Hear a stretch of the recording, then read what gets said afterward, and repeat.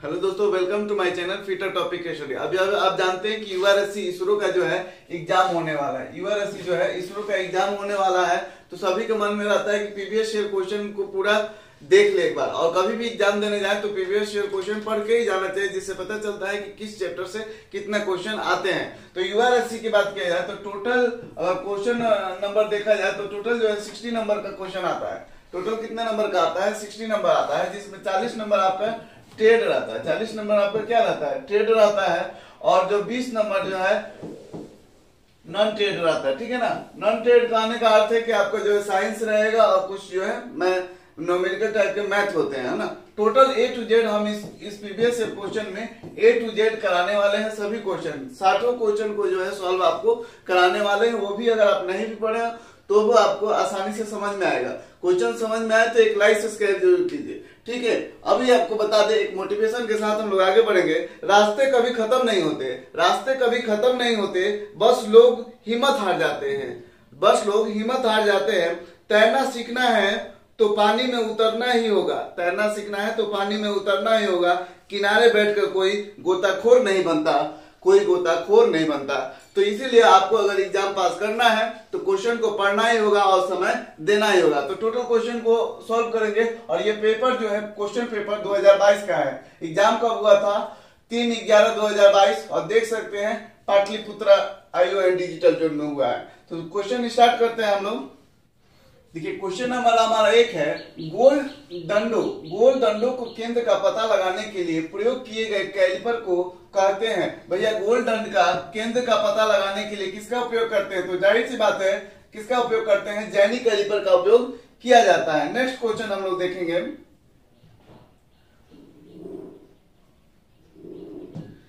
यहां देखिएगा class D अग्नि में सम्मिलित ईंधन डैश होता है। क्या होता है? ज्वलनशील द्रव, काष्ठ, कागज, धातु और द्रवित गैस। तो यह जो होता है क्लास डी में जो होता है धातु से लगी आग होता है। और क्लास डी में जो है बिजली से भी लगी आग होता है। क्या होता है? बिजली से लगी आग होता है। थोड़ा सा एक नजर देखेंगे, A, B, C और D। क्लास 4 प्रकार डी है भैया, ये डी है। 4 प्रकार के होते हैं। क्लास ए में क्या होता है? लकड़ी चारकोल से लगी आग होता है। क्लास बी में होता है द्रव से, पेट्रोल डीजल हो गया। और क्लास सी में क्या होता है? ज्वलनशील पदार्थ होता है। और डी में क्या होता है? तो डी में बिजली से लगी आग को जो है क्लास डी फायर में रखा जाता है।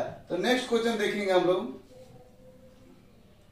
याद कर जाइएगा क्वेश्चन। देखिएगा नेक्स्ट क्वेश्चन है हमारा कि the hexa blade pitch to cut conduit and other thin tubes. मतलब पतली ट्यूब को काटने के लिए हेक्सा ब्लेड का पिच कितना होना चाहिए? देखिए इंग्लिश थोड़ा सा आपको पढ़ने में दिक्कत हो सकता है, लेकिन अगर पढ़िएगा तो सब समझ में आता है, ठीक है ना। तो हेक्सा ब्लेड द्वारा पतली ट्यूब को काटने के लिए पिच कितना होता है? तो वह जो होता है 0.8 होता है। तो इसका सही आंसर हो जाएगा बी। कोर्स पिच ब्लेड पूछ दे तो वहां पे हो जाएगा। ठोस ब्लॉक को काटने के लिए पूछ दे तो 1.8 मानिएगा। और मीडियम पिच जो होता है 1.4 आता है, ठीक है। नेक्स्ट अगला क्वेश्चन हम लोग देखेंगे। अगला क्वेश्चन है हमारा कि निम्नलिखित वेल्डिंग अधिकतम गुणवत्ता वेल्ड होता है। निम्नलिखित वेल्डिंग में अधिकतम गुणवत्ता वाला वेल्डिंग कौन होता है? तो वह जो होता है गैस टंगस्टन आर्क वेल्डिंग होता है। देखिए सब ऑप्शन तो इसलिए नहीं पढ़ रहा ना, क्योंकि 60 क्वेश्चन है, समय भी कम देना है, ज्यादा समय लगेगा, आप नहीं देख पाइएगा इसको। तो देखिए यहाँ अगला क्वेश्चन है हमारा कि IS 3073 और 1967 के अनुसार बोरिंग प्रक्रिया से सहज वांछित सतह खुरदरेपन डैश होती है। तो यह कितना होता है? तो 1.6 से 6.3 माइक्रोन होता है। अगला क्वेश्चन देखेंगे हम लोग। यह भी मोस्ट पॉपुलर क्वेश्चन है, बार बार पूछा जा रहा है यह क्वेश्चन। तो यहाँ देखिएगा, निम्नलिखित में न्यूमेट्रिक चिन्ह को पहचाना है। यह चिन्ह जो है किस चीज का बना हुआ है? तो यह जो है बात करेंगे तो संनेहक क्या है? लुब्रिकेंट का है। क्या है यह जो चिन्ह बना हुआ है? लुब्रिकेंट का है। इससे क्वेश्चन बार बार पूछे जाते हैं, इसलिए एक बार और बता दे आपको। अगर आपसे फिल्टर कहेगा, अगर आपसे फिल्टर बोलेगा तो आपको ये वाला सिंबल जो है ये अगर आपसे फिल्टर बोले तो आप याद रखिएगा कि त्रिभुज बन जाएगा और इसमें जो है बूंद बूंद करके आ जाता है, तो यह क्या है, फिल्टर है। ड्रायर की बात की जाए, अगर आपसे ड्रायर कहे, ड्रायर का सिंबल पूछ दे तो आपको याद रखना होगा कि यह जो है त्रिभुज बन जाएगा और इसमें जो है दो लाइन खींच जाता है। ये किसका सिंबल हो गया, ड्रायर का होगा। यही आपका दाब प्रमापक का पूछ दिए तो वहां पे गोल सिंबल होता है, बस इसमें एक डायल नुमा सूची बनता है। इससे जो है आपका 4 क्वेश्चन क्लियर होगा। अगर क्वेश्चन अच्छा लग रहा हो तो लाइक सब्सक्राइब जरूर करें और क्वेश्चन एकदम आपके दिमाग में बैठ जाएगा, आप भूलिएगा भी नहीं। अगला क्वेश्चन देखेंगे हम लोग। अगला क्वेश्चन है हमारा, विघटित एसिटिलीन सिलेंडर में दाब डैश के बीच होता है। एसिटिलीन सिलेंडर में गैस का दाब कितना होता है, तो वह आपको याद होगा कि 15 से 16 केजी प्रति सेंटीमीटर स्क्वायर। देखिए यहाँ पे ध्यान से देखिएगा, दोनों में सेम लिखा है लेकिन यहाँ mm लिखा है, यहाँ सेंटीमीटर लिखा हुआ है। तो आपको याद रखना है कि जब भी गैस प्रेशर का दाब पूछे तो आपको सेंटीमीटर वाला ही आंसर मानना है, कंफ्यूज नहीं होना है। यही अगर ऑक्सीजन सिलेंडर का पूछा रहता तो वह जो होता है 120 से 150 केजी जो है प्रति सेंटीमीटर स्क्वायर में होता है ऑक्सीजन सिलेंडर का दाम। अगला देखेंगे। चैनल पर नए हैं तो चैनल को सब्सक्राइब जरूर कर लीजिएगा। देखिएगा, न्यूमेटिक प्रणाली में नियंत्रण वाल्व का उपयोग के लिए किया जाता है। नियंत्रण वाल्व का उपयोग किस लिए किया जाता है, कि कोई भी पाइपलाइन है उसमें नियंत्रण वाल्व किस लिए लगाया जाता है, क्योंकि बहाव को कंट्रोल करने के लिए। वाल्व का काम ही क्या है, तो उसमें वाल्व कई प्रकार के होते हैं। तो देखिएगा, इसका सही आंसर है तरल के प्रभाव को दिशा देने के लिए। नेक्स्ट क्वेश्चन देखेंगे हम। टोटल क्वेश्चन कराएंगे आप, केवल बस ध्यान से सुनिए।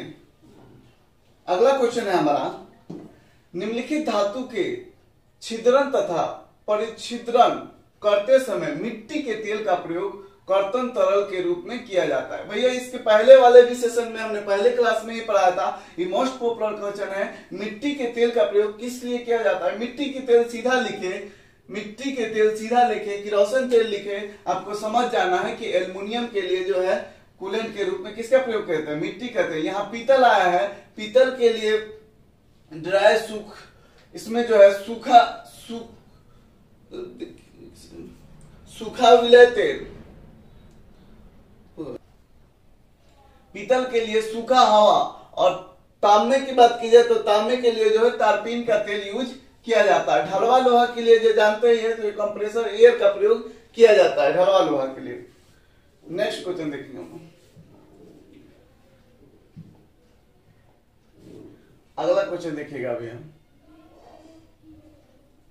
अगला क्वेश्चन है हमारा कि नरम इस्पात को काटने के लिए 2 सेंटीमीटर, नरम इस्पात को काटने के लिए 2 सेंटीमीटर व्यास वाले अति उच्च इस्पात वेदक के लिए आरपीएम की गणना करें। नरम इस्पात के लिए कर्तन गति को जो है 31.4 मीटर प्रति मिनट के रूप में है। यह जो है क्वेश्चन सॉल्व करना है तो आप ध्यान से देखिएगा, बहुत ही आसान होता है। आप केवल बनाते कोशिश नहीं करते, कहते हैं ना कि नदी में तैरने के लिए आपको जो है उतरना पड़ेगा नदी में, उसी तरह जो है आपको सॉल्व करना है तो पहले आप गुना भाग करना सीख जाइएगा तो आप जो है बनाने लगेगा। नेक्स्ट हमारा देखिएगा, यहाँ देखिएगा, आपको याद होगा CS बराबर पाई डी एन बटे 1000 होता है। कितना होता है फॉर्मूला इसका, CS कटिंग स्पीड कितना दिया है भैया, कटिंग स्पीड दिया है इसमें, कटिंग स्पीड यहाँ दिया है। कर्तन गति कितना दिया है 31.4 इक्वल टू पाई का मान, यहाँ पे पाई का मान रखिए 22/7 गुने 1000 गुने, और डी का मान कितना दिया है 2 सेंटीमीटर, सेंटीमीटर में है तो mm में कितना हो जाएगा 20 mm हो जाएगा। एक सेकेंड केवल देखिएगा, 20 सेंटीमीटर हो जाएगा गुने, और n यहाँ पे पता नहीं क्या है, आरपीएम निकालना है। यहाँ 22/7 न रख के, यहाँ 22/7 न रख के, यहाँ देखिएगा 22/7 न रख के, यहाँ पे अगर पाई का मान रख दिया जाए, क्योंकि 31.4 है तो पाई का मान कितना होता है 3.14। देखिए दोनों में अंतर है, ये 2 के बाद पॉइंट है, ये 1 के बाद पॉइंट है। दोनों को ऐसे सॉल्व कीजिए, यहां 100 कर दीजिए गुना, ठीक। तो इसको काटिए, 0 से 0 कट गया और 20 बचे, ये कट गया ऊपर वाला, और 20 बचे 100, यहां कट गया, बच्चा 50 गुने 10, तो ये हो जाता है n बटे कितना हो जाएगा 500 हो जाएगा। 10 में 50 से गुना कीजिएगा तो ये कितना हो जाएगा 500 हो जाएगा ना। तो यहाँ जो है सही आरपीएम कितना आ गया 500 आरपीएम। अगर ये जानकारी अच्छा लगा हो तो लाइक सब्सक्राइब जरूर करें। थोड़ा बोर्ड नया है तो एक्सपीरियंस के कारण जो है थोड़ा मिटाने वगैरह में दिक्कत हो रहा है, थोड़ा सा आप एडजस्ट कर लीजिएगा, अगली बार से ये भी सुधर जाएगा। नेक्स्ट देखिएगा question, the shear use in sheet metal for the inside cutting of an intricate work, है ना। तो यहां देखिएगा इनसाइड, आप क्वेश्चन में कौन शब्दों को अगर ध्यान में रखेंगे ना तो आप आसानी से बना सकते हैं। तो यहाँ जो है अगर इनसाइड कटिंग के लिए पूछिए कौन से शियर का प्रयोग किया जाता है तो वहां बताइएगा हॉक डिलेड शियर। क्या है? हॉक डिलेड शियर है। नेक्स्ट क्वेश्चन देखेंगे हम लोग,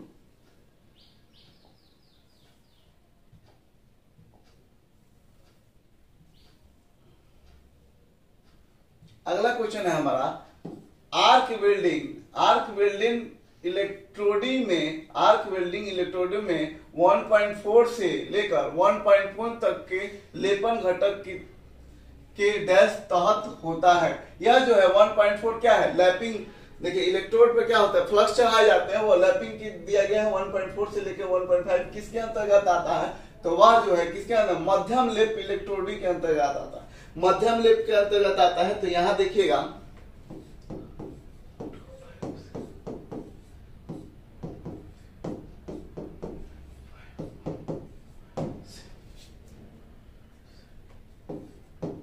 जब भी इलेक्ट्रोड पूछे तो आपको याद रखना है यह वाला जो है मध्यम में आता है 1.3 से 1.5, लेकिन यहाँ 1.4 दिया है तो इसको ऑप्शन के अनुसार जो है इसमें मार देंगे मध्य में। और ये जो क्या है, ये सबसे जो है हल्का में आता है। किसमें आता है? सबसे हल्का में 1.25 से लेके 1.35, और सबसे भारी लेप जो होता है वह जो होता है 1.5 से लेके 2.2।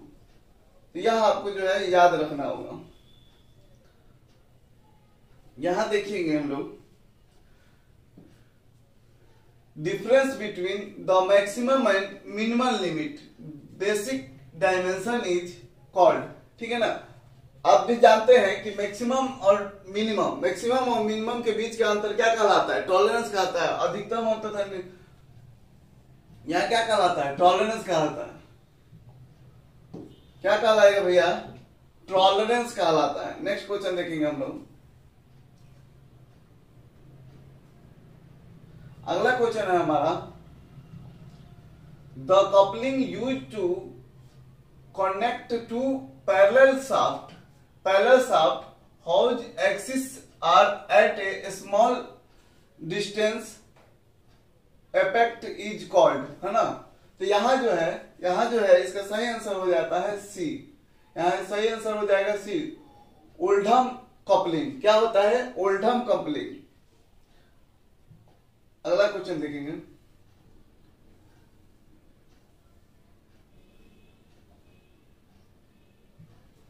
यहां हमारा अगला क्वेश्चन है कि ग्रेड 8.8 में M8 किलो का अधिकतम कसने का टार्क क्या होगा? कसने का टार्क अधिकतम क्या होगा?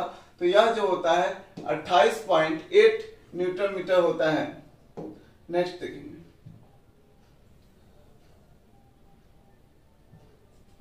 अगला क्वेश्चन है हमारा कि इन welding the polarity of alternating current power source is the LOH, है ना। यहां पर देखिएगा पोलैरिटी दिया है। क्या दिया है?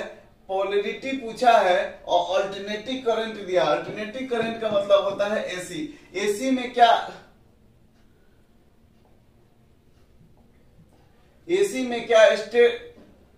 स्टेट पोलैरिटी रिवर्स पोलैरिटी होता है, यह जो होता है डीसी में होता है। किसमें होता है? डीसी वेल्डिंग में स्टेट पोलैरिटी होता है और रिवर्स पोलैरिटी होता है, और सी में दिया है दोनों। तो जाहिर सी बात है एसी में प्लस माइनस होता ही नहीं है, तो यह जो इसका सही आंसर क्या होगा? D, non polarity.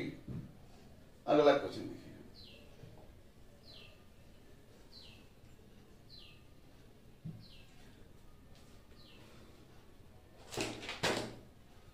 अगला क्वेश्चन है हमारा कि identify the following symbol in the pipe fitting. Identify the following symbol of pipe fitting. तो पाइप फिटिंग में यह वाला जो सिंबल है किसको दर्शाता है? तो यह जो है यूनियन स्क्रू को दर्शाता है। किसको दर्शाता है? यूनियन को दर्शाता है। यही अगर बात की जाए तो ज्वाइंट और सॉकेट को कैसे दर्शाएगा? तो वो इस तरह से जो है ज्वाइंट और सॉकेट को दर्शाता है, ठीक है। यही अगर कैप की बात की जाए, कैप किस तरह दर्शाया जाता है? तो उसको त्रिभुज के सिंबल से दर्शाया जाता है। और क्रॉस की बात की जाए, अगर पूछते क्रॉस कैसे दर्शाया जाता है, तो यह जो है क्रॉस का सिंबल इस तरह से जो है आपको दर्शाया जाता है। तो क्वेश्चन अच्छा लग रहा हो तो एक बार लाइक सब्सक्राइब जरूर करें और कमेंट में अपनी राय भी जरूर लिखें। नेक्स्ट क्वेश्चन देखिएगा, यहां देखिएगा एल्युमिनियम को काटने के लिए छेनी का बिंदु कोण होता है। एल्युमिनियम को काटने के लिए छेनी का बिंदु कोण कितना होता है? तो एल्युमिनियम के लिए 30 डिग्री। एल्युमिनियम के लिए कितना होता है? 30 डिग्री। यहीं अगर कास्ट आयरन कर देता तो वह हो जाता है 60 डिग्री। यहीं अगर पीतल कर देता तो वह हो जाता है 50 डिग्री। यही अगर तांबा कर देता तो उसके लिए कितना हो जाता है? 45 डिग्री। तो क्वेश्चन जो आपको याद नहीं है वो लिख भी लिया कीजिए, कॉपी पेन लेके बैठा कीजिए और जहां जो थे आप लिख लिया कीजिए। अगला क्वेश्चन हमारा छिद्र को परिष्कृत करने के लिए हॉर्निंग का प्रयोग डैश के लिए किया जाता है। हॉर्निंग का प्रयोग डैश के लिए प्रयोग किया जाता है। तो हॉर्निंग किस मटेरियल के साथ किया जाता है? तो वह जो है फेरस तथा गैर फेरस सामग्री के साथ जो होता है हॉर्निंग प्रक्रिया की जा सकती है। नेक्स्ट क्वेश्चन, अगर आपके पास भी अगर इसरो का पेपर है, नीचे हमारे टेलीग्राम का लिंक है या व्हाट्सएप ग्रुप का लिंक है, वहां से आप हमको पर्सनली जो है आप जो है इसरो वगैरह का पेपर है या कोई भी टेक्निकल एग्जाम का पेपर है तो हमें व्हाट्सएप कर सकते हैं आप। देखिएगा यहाँ नेक्स्ट है, I define the soldered lap joint use in sheet metal work to make the joint stronger and leak proof, है ना, स्ट्रोंगर एंड लीक प्रूफ। यह जो है शीट मेटल का एक ज्वाइंट को दिखाया गया और पूछा गया है कि कौन है जो मजबूत भी होता है और लीक प्रूफ भी होता है। तो वह उसका सही आंसर हो जाएगा जुगलेट लैब। क्या है? यह जो है जुगलेट लैब का सिंबल है। तो आजकल जो है बहुत सारे एग्जाम, जितना भी एग्जाम हो रहा है तो उसमें सिंबल दे देता है, पूछ देता है कि यह क्या है, तो आपको बताना होता है। नेक्स्ट क्वेश्चन हमारा देखिएगा, अगला है, एक तार के कोर को बनाने के लिए तार के चारों ओर लपेटने हेतु धातु पत्थर पथ पर दिए गए वायरिंग अनुमति का निर्धारित निम्नलिखित फार्मूला द्वारा किया जाता है, जहां डी तार का व्यास है तथा टी जो है धातु की मोटाई है, ठीक है ना। तो इसका सही आंसर हो जाता है सही 2.5 इंटू डी प्लस टी। याद कर लीजिएगा, नहीं याद है तो लिख लीजिएगा। अगला क्वेश्चन हम लोग देखेंगे। अगला क्वेश्चन भी बहुत ही इंपॉर्टेंट क्वेश्चन है, देखिएगा जरा ध्यान से। In lathe the compound rest can be swivel horizontally throat, ठीक है ना। तो यहाँ जो है यह जो होता है 360 डिग्री पर। आपको यह क्वेश्चन समझ में नहीं आया होगा, इसलिए समझ में नहीं आया कि यहाँ जो आप थोड़ा सा कंफ्यूज हो रहे हैं। देखिएगा यहाँ पर यहाँ क्या लिखा हुआ है, यह जो लिखा है कंपाउंड रेस्ट। कंपाउंड रेस्ट कहाँ होता है? क्रॉस स्लाइड के ऊपर, क्रॉस लेथ के क्रॉस स्लाइड के ऊपर क्या बना होता है? कंपाउंड रेस्ट होता है। कंपाउंड रेस्ट के ऊपर जो क्या होता है? टूल पोस्ट होता है। क्या होता है भैया? टूल पोस्ट होता है। तो यह जो है कंपाउंड रेस्ट जो होता है 360 डिग्री में उसे जो है हम आसानी से घुमा सकते हैं। अब तो आपको समझ में आ गया होगा ये चीज। अगला क्वेश्चन देखेंगे हम लोग।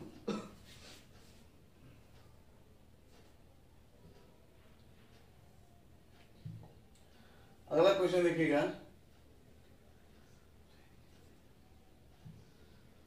अगला क्वेश्चन है in the mechanical comparator the magnification range.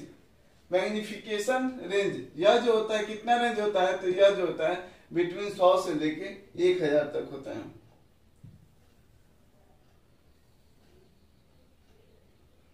अगला क्वेश्चन देखेंगे हम लोग कि 95% ताम्र तथा 5% जिंक सहित पीतल के प्रकार को डैश कहते हैं। मतलब जिसमें तांबे की मात्रा 95% और 5% क्या होता है, जिंक होता है, तो उस भाग को हम क्या कहते हैं, उस धातु को क्या कहते हैं, तो वह जो होता है गिल्डिंग पीतल कहते हैं। गिल्डिंग पीतल कहते हैं। इसमें से क्वेश्चन आना ही आना है, किसी न किसी कॉम्पिटिटिव एग्जाम में आना ही आना है, तो क्यों ना हम लोग क्वेश्चन देख के जाए। अभी आप छोड़ के भागिएगा तो कल के डेट में पता चला आगे जो क्वेश्चन पढ़ाई हुआ उसी से आ गया, तब आप पछताने लगे। इसलिए टोटल क्वेश्चन जरूर देखिए और अंत तक बने रहिए और अपनी राय कमेंट में जरूर लिखें। नेक्स्ट क्वेश्चन देखेंगे हम लोग।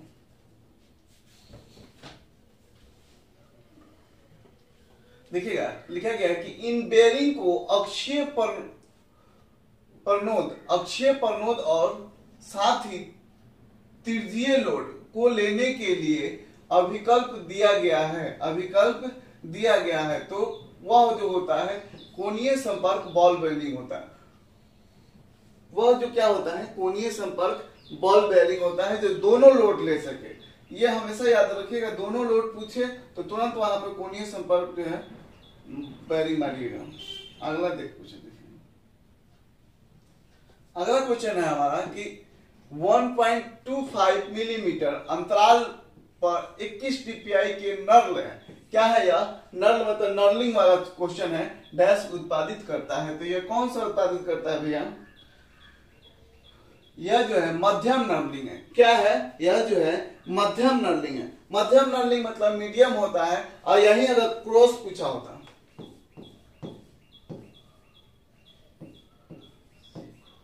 क्रॉस अगर पूछा रहता तो इसका होता है 1.75, जो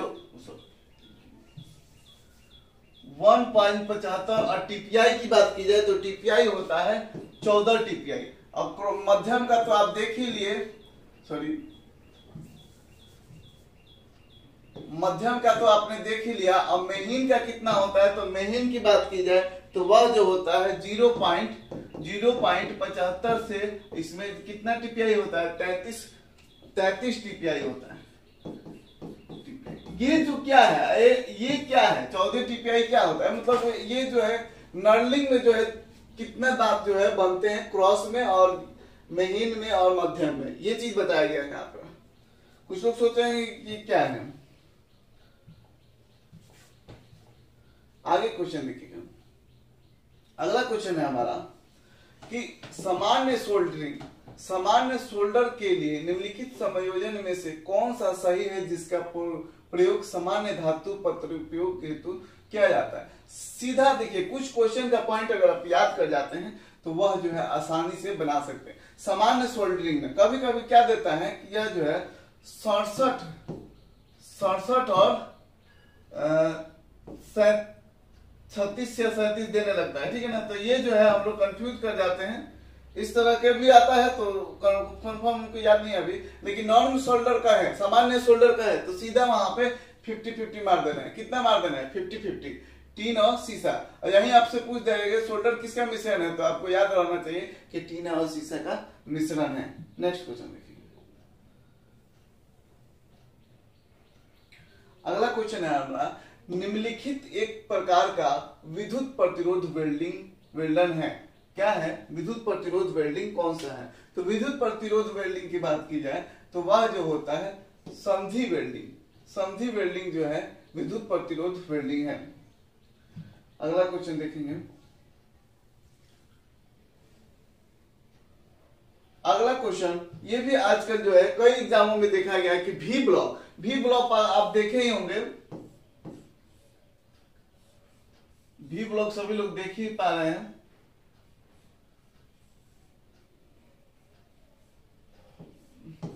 इस तरह का भी ब्लॉक होता है, भी ब्लॉक। तो भी ब्लॉक को कैसे दिखेगा, यहाँ क्वेश्चन पढ़ लिया जाए एक बार। एक 100 मिलीमीटर नामीय आमाप लंबाई वाला वी ब्लॉक जिसमें 5 से 90 mm के बीच व्यास और ग्रेड ए के कार्य वस्तु जकड़ने की क्षमता है।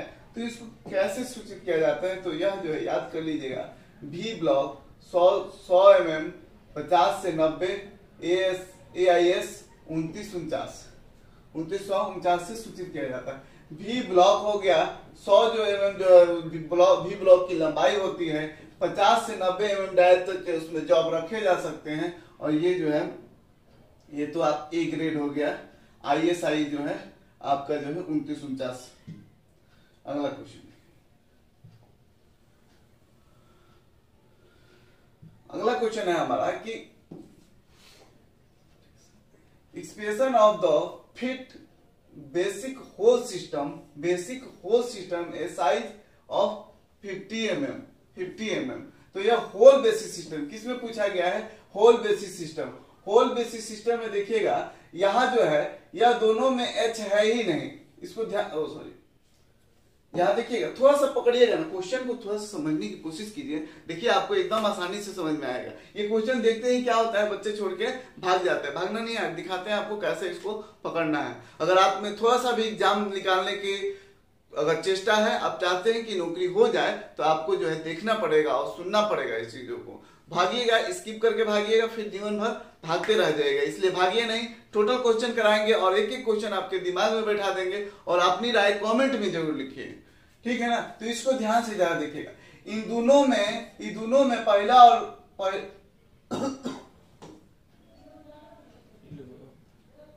देखिए पहला और सी वाले में क्या है, आपको पहचानना सिखा रहे हैं, कैसे पहचानना है होल बेसिस सिस्टम ना। तो H तो है ही नहीं, तो जाहिर सी बात है दोनों कट गया, दोनों क्या हो गया, कट गया। अब देखिएगा इसमें और इसमें क्या है, H है, तो ये होल बेसिस सिस्टम हो गया। और लेकिन यहाँ देखिएगा, यहाँ गुना में लिखा गया, यहाँ गुना का चिन्ह दिया गया, यहाँ कितना दिया गया, बटा का चिन्ह दिया गया। तो गुना का चिन्ह देते हुए कभी देखे नहीं देखे होंगे ना, तो चुपचाप आंख मूंद के जो है बी आंसर हमारा सही है। होल बेसिस सिस्टम में कौन सा है हमारा, बी है। तो कितना आसान है, अगर इस तरीकों से भी आप छाटना चाहें। देखिए क्या होता है कि जो से ज्यादा जानकारी भी कभी कभी खतरनाक हो जाता है। तो कुछ बच्चे जो होते हैं बहुत ज्यादा दिमाग लगा देते हैं, वही फेल कर जाते हैं, वही क्या हो जाते हैं, फेल कर जाते हैं। वही देखिए कुछ बच्चे ऐसे होते हैं जो कम जानकारी रखते हैं, पता चला कि आपसे पहले उनका रिजल्ट हो गया। क्यों? क्योंकि वो क्वेश्चन पे ज्यादा तर्क नहीं करते हैं, और ज्यादा तर्क करने से क्या होता है कि आदमी कंफ्यूज हो जाता है, फिर गलत आंसर मार देता है।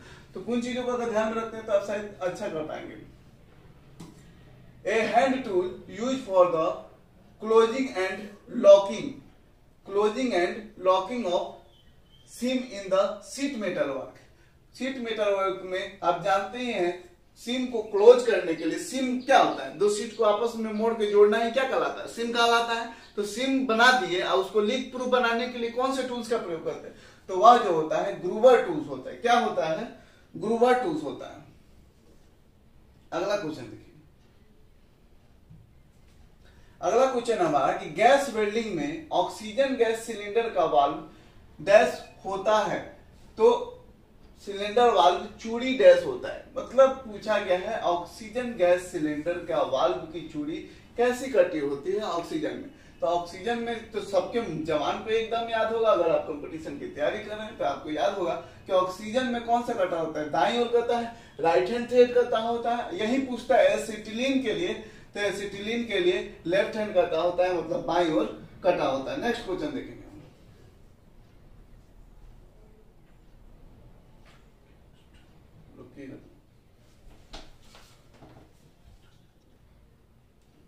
देखिएगा यह जो क्वेश्चन है हमारा, which of the following is non destructive testing method. Non destructive testing method क्या होता है, तो वह जो होता है रेडियोग्राफी होता है। क्या होता है, रेडियोग्राफी होता है। कुछ क्वेश्चन को याद कर जाइए एकदम, मतलब क्या है नहीं है उसके चक्कर में मत पड़िए। तो वो क्वेश्चन जो है अगर आप याद कर जाते हैं तो वो आपका हो जाएगा। कहीं भी अदर एग्जाम में क्या सोचते हैं बच्चे कि नहीं एग्जाम में नहीं आया, अरे यार इस एग्जाम में नहीं आया, अगले एग्जाम में आएगा। अभी सेल का एग्जाम है, बहुत सारे एग्जाम है, हाल फिलहाल में बहुत सारे एग्जाम है, जिसमें किसी न किसी एग्जाम में 2 क्वेश्चन आना ही आना है, 10 क्वेश्चन आना ही आना है। तो इसलिए सभी क्वेश्चन को ध्यान से सुनिएगा आप लोग। और आप अपनी राय कमेंट में जरूर लिखें। अगर आप ध्यान से देख रहे हैं, आपके लिए इतना मेहनत कर रहे हैं, हो सके कोई चीज कमियां रह जाए तो नए बोर्ड पे पढ़ाने का एक्सपीरियंस कम है, आ जाएगा, इस भी आ जाएगा आपका अगर प्यार बना रहे। लेकिन लाइक जरूर कीजिए, लाइक कीजिएगा तभी हम मोटिवेट होंगे, आपके लिए जो है अधिक से अधिक मेहनत कर पाएंगे। नेक्स्ट क्वेश्चन है हमारा, आयताकार आकार वाला एक फाइल जिसके दांत मात्र नीचे भाग में को डैश कहते हैं। देखिए पूछा गया है आयताकार आकार का फाइल होता है, उसके दांत क्या होता है, नीचे की सतह में कटा होता है, तो वह जो होता है टिंकर्स फाइल होता है। क्या होता है, टिंकर्स फाइल होता है। टिंकर्स फाइल बता सकते हैं आप कि जो है कहाँ यूज किया जाता है, तो आप कमेंट में बताइए। हम देखें यहाँ तक कौन देख पा रहा है और किससे जो है क्वेश्चन को सभी बनाने आ रहा है, आप बताइएगा कमेंट में कि टिंकर फाइल का उपयोग कहाँ किया जाता है। नेक्स्ट है thread use in the valve spindle. ये भी बहुत ही इंपॉर्टेंट क्वेश्चन हो गया है। अभी जहां भी कंपटीशन को थोड़ा हाई करना है तो यहाँ ये क्वेश्चन घुसा देता है। पहले पूछता था एक में थ्रेड का कोण कितने होता है, तो 29 डिग्री, सभी बच्चे के मुंह पे रट गए थे। लेकिन अब जो हो गया है, अब पूछा जा रहा है कि वाल्व स्पिंडल में कौन से थ्रेड कटे होते हैं, तो आपको याद रखना है नकल थ्रेड। क्या होता है, नकल थ्रेड करता है। नकल थ्रेड का अगर पॉइंट एंगल कितना होता है भैया, नकल कीजिएगा तो क्या मिलेगा, 0 मिलेगा, लड्डू मिलेगा। तो यह जो होता है नकल थ्रेड का पॉइंट एंगल होता है 0 डिग्री। कितना होता है, 0 डिग्री। नकल थ्रेड एक जगह और पूछा जाता है कि नकल थ्रेड का उपयोग कहाँ किया जाता है, रेलवे लाइन की कपलिंग में भी नकल थ्रेड का ही उपयोग किया जाता है। तो ये चीजें आपको याद होना चाहिए। नेक्स्ट क्वेश्चन देखेंगे हम,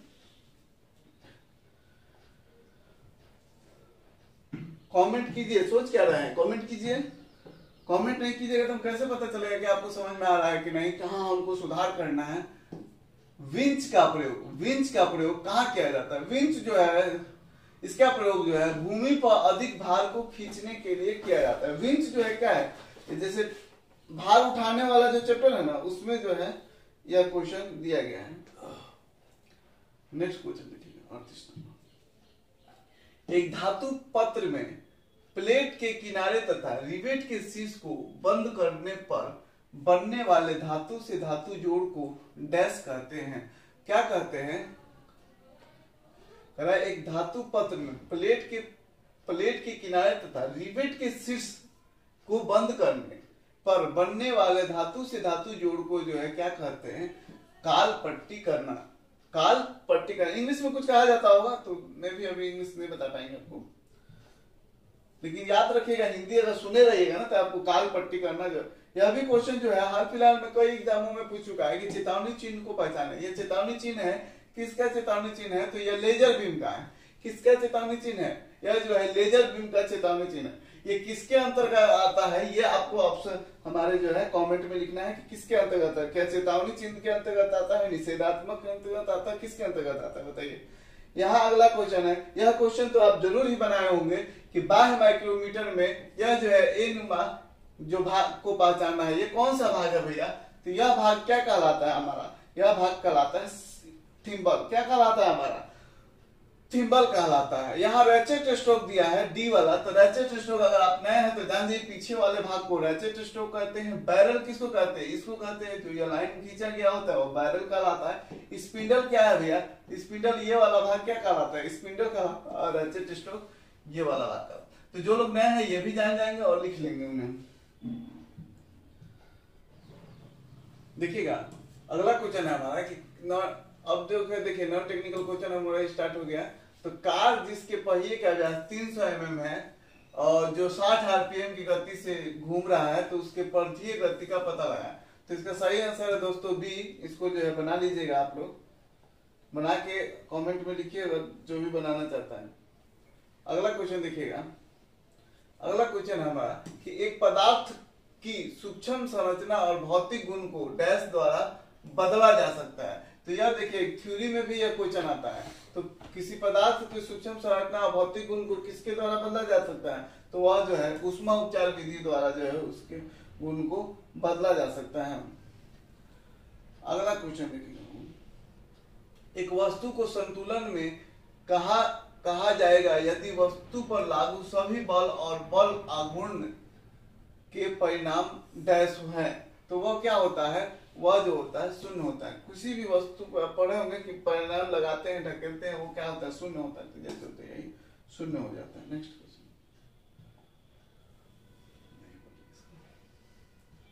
अगला है हमारा कि संवेग की मात्रक है, संवेग का मात्रक क्या होता है, केजी मीटर प्रति सेकंड होता है। क्या होता है, केजी मीटर प्रति सेकंड होता है। अगला क्वेश्चन देखिए, धातु का गुण जिससे उसे तार के रूप में बनाया जा सकता है उसे कहते हैं, धातु का वह गुण जिससे कि तार बनाया जाता है वो क्या कहलाता है, डक्टिलिटी कहलाता है। तो डक्टिलिटी मतलब क्या होता है, उसको तन्यता के नाम से जानते हैं। किसके नाम से जानते हैं, तन्यता के नाम से जानते हैं। आघातवर्धनीयता क्या होता है, मेलेबिलिटी। आघातवर्धनीयता क्या होता है, मेलेबिलिटी। इसका सही आंसर है, क्वेश्चन का आंसर है तन्यता। तार बनाने के गुण किसको कहते हैं, तन्यता, डक्टिलिटी कहते हैं। आघातवर्धनीयता पूछे तो मतलब सीट बनाने के गुण क्या कहता है, आघातवर्धनीयता में होता है। भंगुरता का क्या है, तो धातु का वह गुण जिसे कोई चोट मारने पर वो चूर चूर हो जाता है वो क्या कहलाता है, भंगुरता कहलाता है। नेक्स्ट क्वेश्चन देखिए,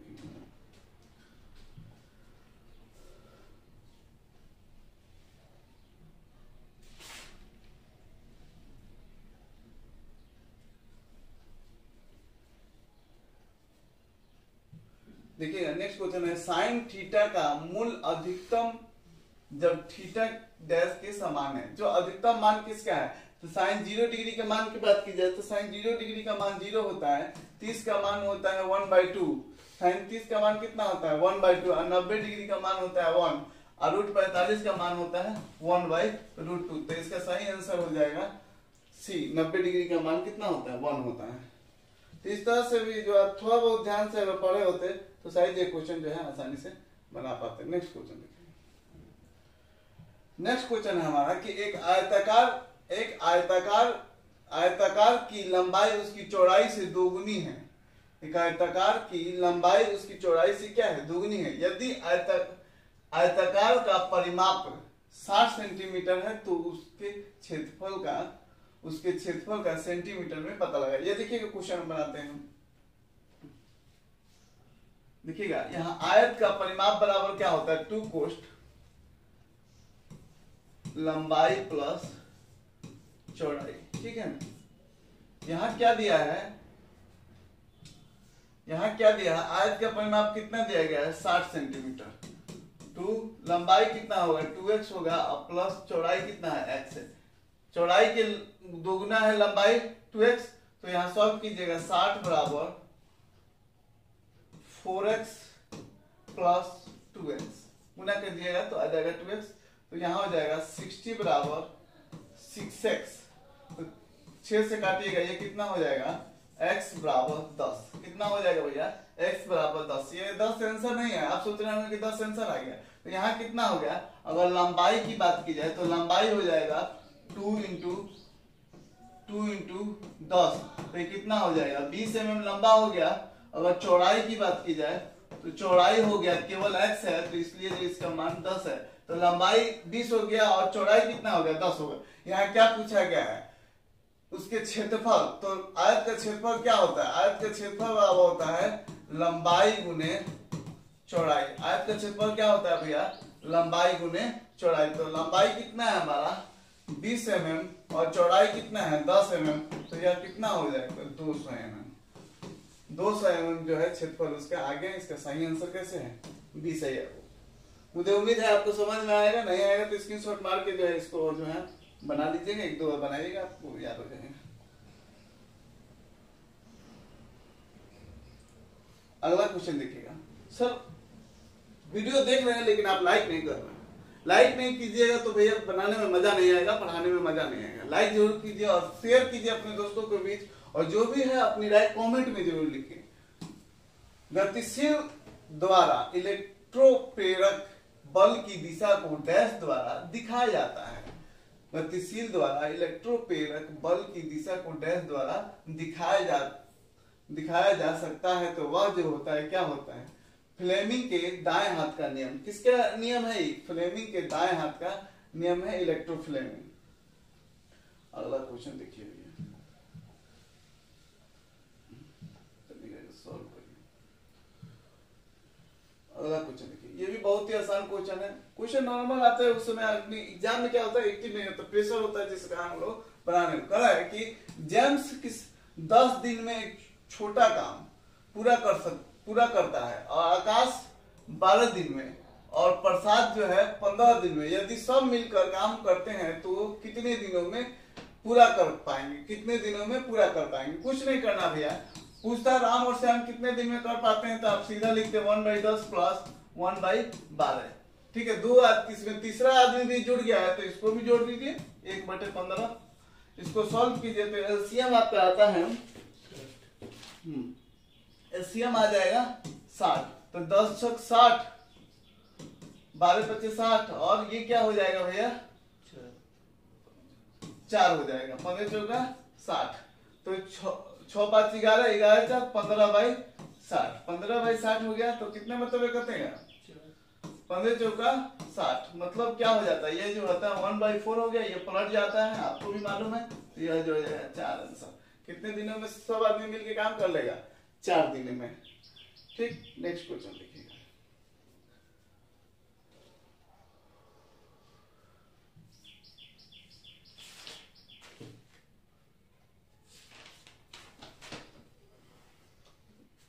देखिएगा, यदि एक बस 60 मीटर की दूरी 5 सेकेंड में तय करता है, 60 मीटर की दूरी कितने समय में तय करता है? तो 5 सेकेंड में। तो उसकी औसत गति क्या होगी? चाल बराबर क्या होता है? चाल बराबर दूरी बटे समय। ठीक, तो यहाँ कितना है, कितना दूरी है? 60 मीटर की दूरी है, और समय कितना है? 5 सेकेंड है। ठीक, तो ये क्या है, मीटर प्रति सेकेंड में आ गया। क्या आ गया हमारा यहाँ पे, क्या आएगा? मीटर प्रति सेकेंड में हो गया, ये हमारा 60/5। अब इसको मीटर प्रति सेकेंड को किलोमीटर प्रति घंटा में सब में आंसर दिया गया है, किलोमीटर प्रति सेकेंड घंटा में सबका आंसर दिया गया है। तो यहाँ करना क्या है, किलोमीटर प्रति घंटा में बदलने के लिए 18/5 से क्या कर देंगे? गुना कर देंगे। 18/5 से गुना कर देंगे। तो 18/5 से गुना कीजिए तो कितना आएगा? इसको सॉल्व कराइए जरा, कितना आएगा? इसको सॉल्व कीजिएगा ना, इसको अगर सॉल्व कीजिएगा तो यही आपका 43.2 किलोमीटर प्रति घंटा जो है आपका आंसर आ जाएगा। इसको सॉल्व कर लीजिए। अब कुछ लोग कहेंगे कि सर आपने गलत पढ़ा दिया, चाल बराबर दूरी बटा समय, तो औसत गति ने पूछा है। तो औसत गति का भी फॉर्मूला है, अगर आप थोड़ा सा देखिएगा तो औसत गति का फॉर्मूला क्या होता है? तो कुल दूरी बटे कुल समय। क्या होता है भैया, औसत गति जब पूछे तो वहां होता है ऊपर कुल दूरी और कुल समय। ठीक, तो कुल दूरी अगर लिख दिया जाए, कुल समय और कुल दूरी, ठीक, यहाँ तो हमें लिखा गया जैसे। ठीक, तो यहाँ पे क्या है कि 2 गो समय दिया है। देखिए, तो 2 गो समय दिया, एक ही समय दिया है और एक ही दूरी दिया गया है, इसलिए इस फॉर्मूले पर जाके बैठ गया है और आंसर हमारा जो है 43.2 आ गया है। लेकिन आप याद रखिएगा किलोमीटर प्रति घंटा। लेकिन आप याद रखिएगा, अगर औसत गति पूछे तो आप याद रखिएगा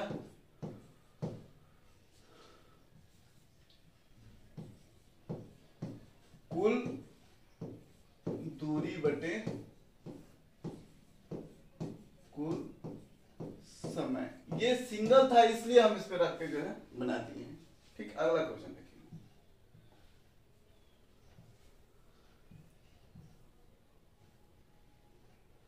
नेक्स्ट क्वेश्चन है हमारा कि एक वायुमंडलीय दाब का मान कितना होता है? तो 76 सेंटीमीटर होता है, 76 सेंटीमीटर पर। अगला क्वेश्चन देखिए। क्वेश्चन समझ में आ रहा होगा, मुझे उम्मीद है आप सभी को समझ में आ रहा होगा और बहुत आसानी से समझ पा रहे हूँ। यहाँ क्वेश्चन देखिएगा, पाई रेडियन को डिग्री में बदले, पाई का मान कितना होता है भैया? पाई का मान होता है 180 डिग्री, और नीचे क्या है 4 से बात कीजिए, 4 चौका 16, 4 बचे 20, कितना आ गया जी? 45 डिग्री आंसर हो गया इसका। अगला क्वेश्चन देखिए। अब दूसरे भी पूछे कि रेडियन का मान बताइए तो बता दीजिएगा। अगला क्वेश्चन है कि नाइट्राइडिंग प्रक्रिया है। नाइट्राइडिंग प्रक्रिया क्या है? क्या टेम्परिंग है, अनिलन है, ठंडा करना है, केस हार्डनिंग? नाइट्राइडिंग किसका प्रोसेस है? वह जो है केस हार्डनिंग का प्रोसेस है। केस हार्डनिंग में क्या होता है? कार्बन की मात्रा बढ़ाया जाता है कि ऊपरी भाग हट किया जाता है? बताइए तो जरा।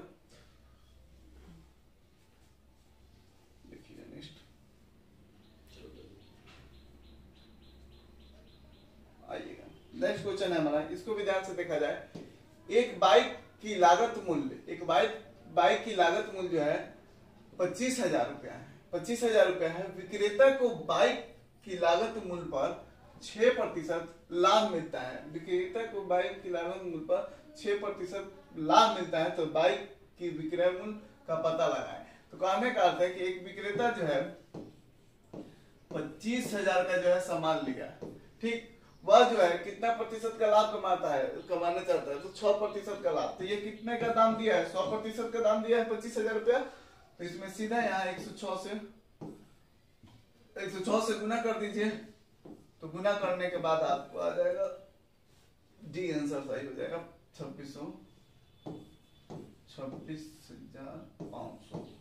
यही आपका आंसर है। इस तरह सॉल्व कीजिए, एकदम आ जाएगा। अगला देखिए, अगला क्वेश्चन भी कितना आसान, देखिएगा।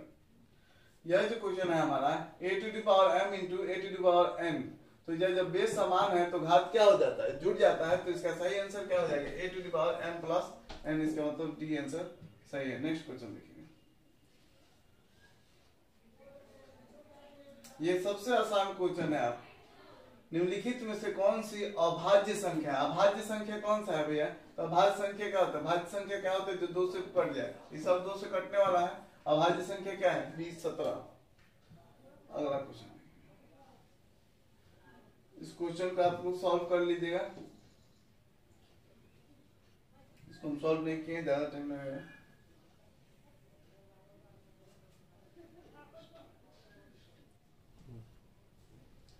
ये 98 नंबर क्वेश्चन है, ये साइंस के क्वेश्चन है, इसके आंसर जो है सी है। अगला क्वेश्चन हम लोग देखेंगे, अगला क्वेश्चन देखिएगा। अगला क्वेश्चन है हमारा कि एक दीर्घवृत्त का क्षेत्रफल का पता करें, एक दीर्घवृत्त के क्षेत्रफल का पता करें यदि उसकी प्रमुख और छोटी धुरी क्रमशः 10 सेंटीमीटर और 6 सेंटीमीटर है। इसका फॉर्मूला होता है कि दीर्घवृत्त बराबर होता है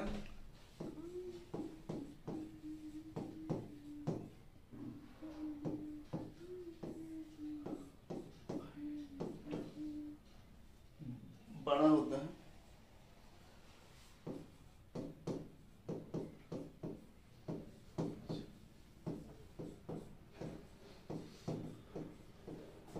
छोटा अक्ष, बड़ा अक्ष बटे छोटा अक्ष होता है इसका फॉर्मूला। तो यहाँ देखिए पाई सामने दिया है, तो पाई वैसे ही रहने दीजिए। बड़ा अक्ष कितना है, बड़ा अक्ष 10 सेंटीमीटर बटे 2, छोटा अक्ष कितना है 6 सेंटीमीटर बटे 2, 2 3 6 और 2 5 10, 5 का 15 पाई जो हो जाएगा इसका आंसर का है डी सही। नेक्स्ट आज हमारा लास्ट क्वेश्चन देखिएगा। नेक्स्ट क्वेश्चन है हमारा लास्ट क्वेश्चन है। वीडियो कैसा लगा कमेंट में जरूर राय दे अपने। यदि वर्ग की भुजा x है, तो वर्ग का क्षेत्रफल से वर्ग का परिमाप के अनुपात बताएं। वर्ग का क्षेत्रफल और वर्ग का परिमाप का अनुपात बताना। तो वर्ग का क्षेत्रफल क्या होता है, वर्ग का क्षेत्रफल होता है भुजा स्क्वायर, और वर्ग का परिमाप होता है क्या 4 इंटू भुजा। तो यहाँ क्या है देखिएगा, क्षेत्रफल में x दिया है तो x ही रहेगा, और इसमें भुजा क्या होगा x ही हो जाएगा। तो यहाँ देखिएगा, यहाँ अगर बनाइए इसको तो x इंटू एक्स बटे 4x, तो x से x कट गया, इसलिए जो है x बटे 4 क्या हो जाएगा इसका आंसर हो जाएगा। इसका आंसर ए सही है। कुछ त्रुटियां आई होगी इसका आंसर, क्योंकि नया बोर्ड है कुछ चीजों को समझने में, तो ये इसके लिए माफी चाहेंगे। और अगले वीडियो के लिए आप कमेंट और अपनी राय जरूर दें, और चैनल बना है तो चैनल को सब्सक्राइब जरूर कर ले। वीडियो देखने के लिए बहुत बहुत